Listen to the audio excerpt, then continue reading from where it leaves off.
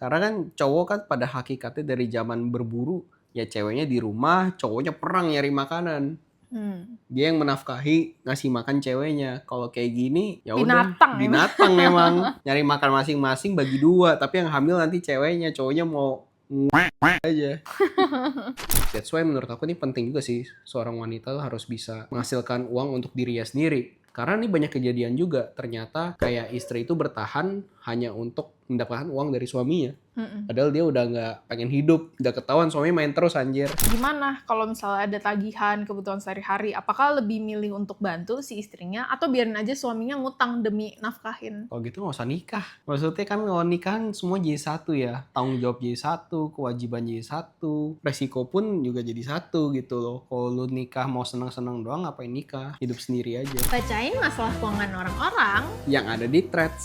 Threads pertama, guys, kalian kalau dapat uang bulanan 25-30, tapi suami ketahuan selingkuh, posisi aku cuman IRT alias ibu rumah tangga, bakalan langsung minta pisah apa gimana? Posisi LDM, long distance marriage. Oke, tinggal bareng ya berarti. Iya. Ya sebenarnya bisa jawab pakai dua perspektif sih. Yang pertama secara relationship, yang kedua secara keuangan. Kalau secara relationship, ya cobalah ngomong ke suaminya, berkompromi dulu, musyawarah, enaknya gimana? Harus diomongin, nggak bisa diam-diam doang. Terus secara keuangan, 25-30 juta menurut aku ini bukan uang yang kecil ya. Ini bukan lumayan gede sih. gaji manajer gitu. Ya, tapi mungkin harus di breakdown juga nih dipakai buat apa aja. Kalau ternyata sisanya banyak dan kebetulan istrinya udah nggak mau terima suaminya, ya tabung aja dari sini sampai cukup untuk biaya hidup berapa tahun. Terus belajar investasi ya. That's why menurut aku ini penting juga sih seorang wanita harus bisa menghasilkan uang untuk dirinya sendiri. Karena ini banyak kejadian juga, ternyata kayak istri itu bertahan hanya untuk mendapatkan uang dari suaminya. Padahal dia udah nggak pengen hidup, udah ketahuan suaminya main terus anjir gitu. Iya, udah nggak pengen bareng lah ya sama suaminya gitu. Ya solusinya itu sih, bakal langsung minta pisah atau gimana? Ya kalau aku sih pengen langsung minta pisah ya. Tapi itu harus di-prevent sih menurut aku, meskipun nih kayak kamu nikah jadi perempuan gitu terus jadi ibu rumah tangga kan, tetap harus kita tuh anggaplah misalnya nggak kerja lagi gitu kan, tetap harus punya pegangan duit loh. Kayak jadi kalau suatu saat nanti misalnya kayak gini kan case-nya suami lu ketahuan selingkuh, kamu bisa langsung pergi gitu. Lu punya power juga lah. Iya, lu punya duit, lu punya kuasa. Iya, kalau kayak gini kondisinya suaminya menang karena suaminya punya duit dan dia punya kuasa. Betul. Solve. Threads selanjutnya, dia ada kasih screenshot dia punya tabungan 883.500.000. Mending dibeliin emas atau biarin aja di rekening tabungan. Sarannya. Banyak ya duitnya 883 juta. Iya, orang kaya. Orang kaya. Aku suka sas sih sama yang maksudnya memamerkan tabungan dia di internet. Iya, di internet. Nggak takut kena orang pajak ya?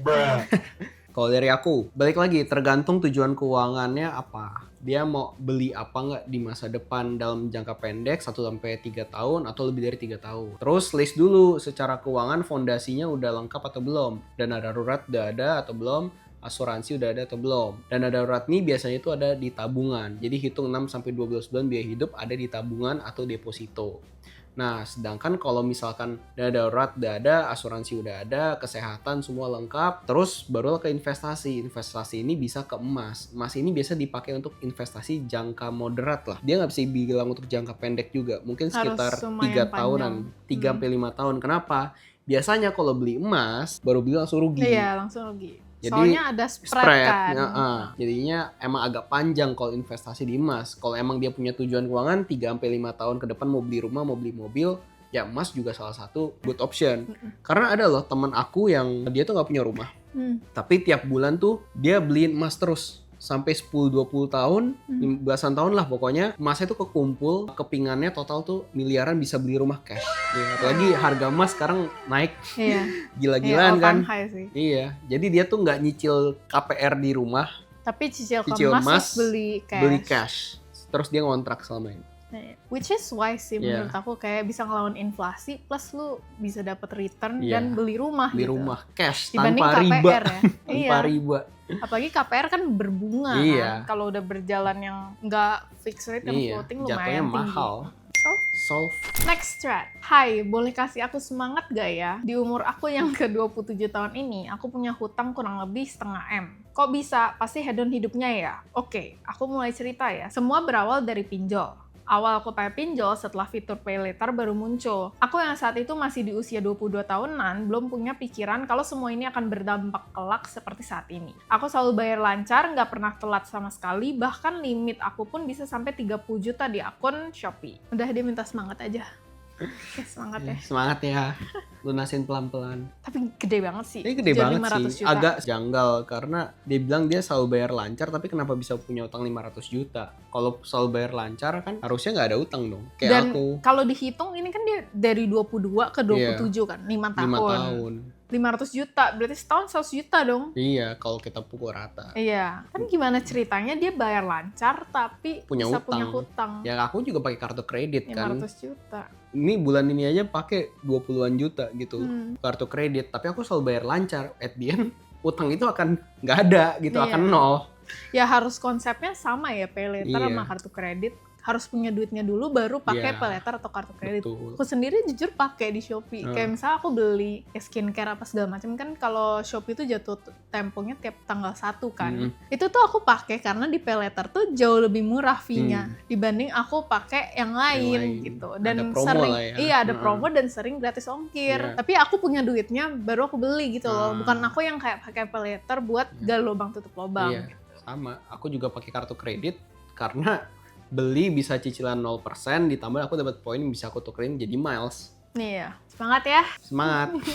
Kan minta semangat doang ya. Iya, dia minta semangat doang. Oke, semangat. Semoga videonya sampai ke kakak ya. Iya. So, Thread selanjutnya. Guys, minta pencerahan dong, deposito paling gede bunganya tuh di bank apa ya? Aku mau endapin sekitar 250 juta dan belum paham soal deposito. Selama ini invest di emas. Aku mau pindahin dan gak mau taruh di saham juga karena buta banget soal saham. Semoga banyak yang bales. oke. Sebenarnya kalau taruh di emas bunganya juga lumayan gede nggak sih? emas itu tidak memberikan bunga, dia memberikan capital gain. Iya, maksudnya capital gain-nya juga lumayan gede kan kalau Karena dibandingin deposito kan. Tahun ini emas itu outperforming semua aset, dia ya agak lain lah. Iya, agak lain sih. Emas tuh tahun ini kayaknya udah 60-70% naik tahun ini. Iya. Itu udah tinggi banget, bahkan saham Bitcoin semua kalah sama emas tahun ini. Tapi kalau rata-rata kita ambil mungkin 10-20 tahun, mungkin rata-rata emas 9-10% dapet sih. Atau bahkan belasan ya, gara-gara tahun ini Per lagi naik. tahun. Per tahun. Kalau kita tarik panjang. Tapi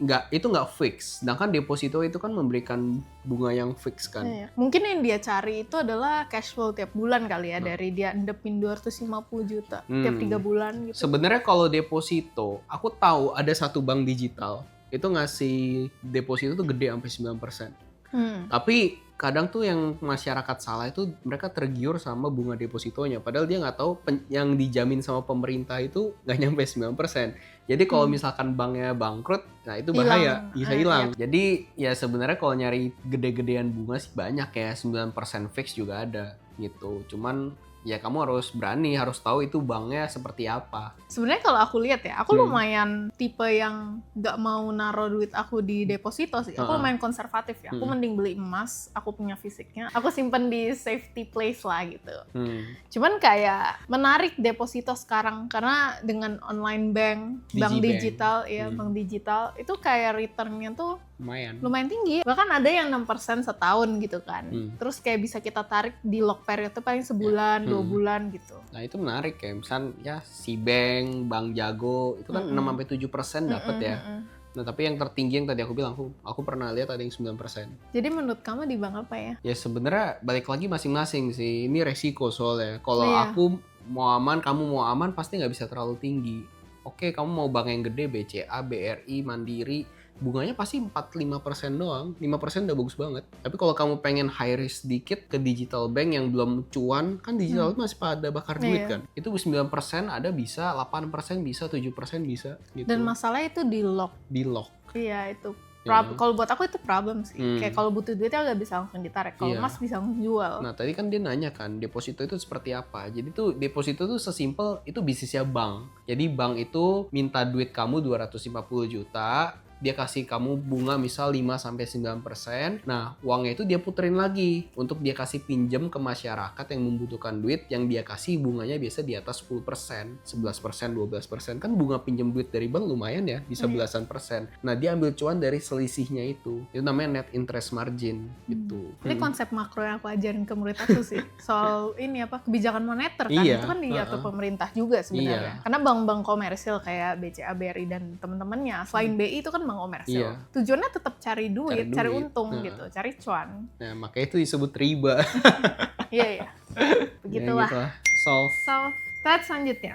Nikah yuk, tapi 50-50 nanti biaya rumah tangganya. Kalau aku hamil gimana? Ya biaya USG, vitamin, ngidam, dan biaya lahiran bagi 2. Lah, aku hamil aja nanggung sendiri, lahiran juga aku yang sakit sendiri, nggak bagi 2. Yeay, ya itu kan fitrahnya perempuan. Terima aja fitrahnya. Menafkahi juga fitrahnya laki-laki, bukan perempuan. Wow, ya nggak bisa gitu dong. Dasar cewek matre. Mau numpang hidup sama gue, enak aja. Ya udah jelas, cowoknya salah sih. Tapi Nggak bawahnya gini. Ganti pakai bahasa hewan. Soalnya ternyata bukan lagi ngobrol sama manusia. Aku nggak terima sih kalau aku diginiin. ya aku juga Kau nggak pikir terima. lo siapa? Aku juga nggak terima. Lah, nggak usah nikah. Nggak. Tapi emang ini salah sih. Kalau cowok ngajak nikah 50-50, semuanya 50-50 ya. Ya nggak usah nikah. Nggak usah nikah, berarti Lu ya. mah cari aja cewek lain tuh yang mau lu 50-50. Ya bener. Karena kan cowok kan pada hakikatnya dari zaman berburu, ya ceweknya di rumah, cowoknya perang nyari makanan. Dia yang menafkahi, ngasih makan ceweknya. Kalau kayak gini, ya udah binatang memang. Nyari makan masing-masing bagi 2, tapi yang hamil nanti ceweknya, cowoknya mau aja. Masalahnya yang aku keselnya adalah cowoknya ini bilang dasar matre, lu cuma mau numpang hidup, ya lu ngapain ngajak gua nikah kalau lu nggak siap hidupin gua? Kan itu pertanyaannya. Ceweknya harusnya juga bisa balas, dasar miskin lu nggak punya duit tapi mau nikah sama gue, mau doang, mau kondo emang. So, thread selanjutnya, orang-orang kenapa ya mudah banget buat nabung dapat 10 juta pertama, 100 juta pertama di usia yang relatif muda, yang belum bisa nabung, ini wajarkah? Dari aku dulu. Simple sebenarnya, kekayaan itu datang dari pemasukan dikurang dengan pengeluaran, hasilnya harus surplus. Nah, surplus ini baru deh ditabung. Jadi kalau misalkan kalian belum bisa nabung, berarti kesalahannya ada 2. Pemasukannya kedikitan atau pengeluarannya kegedean, atau dua-duanya. Iya, bisa juga. Masukannya dikit, pengeluarannya gede, malah jadi minus. Gitu. Kalau dari aku, ini kasus nyata ya. Aku waktu itu dapetin 100 juta pertama aku di usia 20 tahun. Tapi keren, sombong. Tapi dengan catatan aku punya privilege. Aku kuliah masih dibayarin, makan juga masih dimasakin, bawa bekal, tapi aku bukan terlahir dari orang kaya. Aku tiap hari tuh masih gojek, masih duit jajan aku habis lah. Aku sebulan dikasih uang jajan 1 juta. 600.000 udah pasti habis untuk gojek waktu kuliah. Terus 400.000 ya buat jajan. Jajan tuh udah ngirit-ngirit banget. Nah, itu bahkan kadang minus, nggak surplus. Cara aku supaya bisa dapetin uang tambahan untuk nabung gimana? Ya cari kerja tambahan. Waktu itu aku jadi agen properti, agen asuransi, jualan baju custom, casing HP custom, bahkan pernah jadi barista buat dapetin uang receh. Akhirnya aku tuh bisa dapet surplus 2 juta sebulan. Ya kurang lebih lah 2-3 jutaan sebulan. Aku bisa tabung selama 2 tahun. Selama 2 tahun itu dapat kurang lebih 40-50 juta. Nah, waktu itu COVID crash 2020, aku masukin market semua. Crash COVID ya? Iya, market saham crash COVID 2020. Aku masukin semua uangnya ke saham. Dan kalau kalian investasi saham juga dan kalian tahu, itu bentuknya abis jatuh langsung naik terbang tinggi. Nah, aku dapat waktu itu 50 juta, aku jadi 100 juta di 20 tahun. Keren. Nah, jadi kondisinya harus tahu juga sih dia ada tanggungan atau enggak ya. Karena kalau ada tanggungan tuh beda cerita. Berarti pemasukannya harus tebel banget untuk bisa surplus. Jujur kalau aku ya, aku bukan gimana ya, dari awal kita kenal juga kita two different polars gitu loh. Kayak kamu orangnya finance banget, sedangkan aku enggak. Aku sangat tradisional yang nabung tuh di emas, kayak tabungan. Aku inget banget duit angpau aku pertama kali tuh aku tabungin, bukan tabungin ya. Aku beliin emas, cincin emas. Sampai sekarang masih ada gitu. Tapi kayak selain itu aku nggak pernah yang nyentuh saham, nggak pernah nyentuh kripto. Deposito baru-baru ini aja semenjak kenal kamu gitu. Ya pernah sih beberapa kali kayak disuruh belajar gitu sama papi aku. Cuman kayak kurang ngerti aja, bukan duniaku gitu. Iya, Kayak iya. aku jauh lebih mengerti setelah kenal sama kamu gitu. Jadi aku juga nggak tahu duit aku tuh seberapa banyak. Nggak ngitung. Gak ngitung, aku nggak tahu aku punya 100 juta pertama itu kapan. Karena aku nggak pernah pegang cash sebanyak itu di tabungan aku selalu beliin emas. Ya biasalah cewek kan kita suka kelihatan cantik kan. Either aku beliin perhiasan kayak gelang, cincin, atau anting. Ini bukan LM yang kamu beli ya? LM dulu aku nggak beli sih. Kayak baru-baru ini aja kayak baru beli LM gitu. Karena ya kebetulan aku agak clumsy. Jadi gelang aku, anting aku, dan lain-lain udah banyak banget hilang. Sampai aku kayak sakit hati, mahal banget sekarang kan, apalagi emas. Jadi menurut aku sebenarnya nggak harus dihitung juga. Nggak harus dihitung juga. Selama yang aku selalu sadarin dan aware itu adalah aku nggak pernah ngeluarin duit lebih banyak daripada pemasukan aku. Jadi aku pasti selalu surplus, meskipun aku nggak tahu itu berapa ya.